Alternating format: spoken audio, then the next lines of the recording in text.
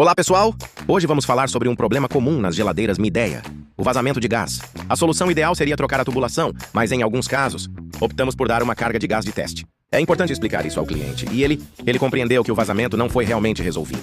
Essa carga pode durar uma semana, um mês ou até um ano, dependendo do tamanho do furo. Eu sempre faço questão de explicar todos os detalhes do serviço para que o cliente se sinta seguro em tomar sua decisão. A liberdade de escolha é fundamental. Realizamos o serviço e a carga de gás, que foi medida com precisão, deixando apenas algumas gramas a mais. As geladeiras Midea são uma novidade no Brasil e muitos técnicos estão se adaptando a essa nova tecnologia. Por isso estou trazendo este vídeo para ajudar tanto os técnicos quanto os clientes. Em um vídeo anterior, mostramos como configurar a temperatura do freezer e da geladeira. Se você precisa dos nossos serviços, pode entrar em contato. E se você é um técnico que quer aprender a lidar com a tecnologia Inverter, também pode nos chamar no WhatsApp. Temos um curso incrível que vai te ajudar a se sentir seguro ao trabalhar com esses aparelhos. Vamos juntos aprimorar nossos conhecimentos? Obrigado por assistir.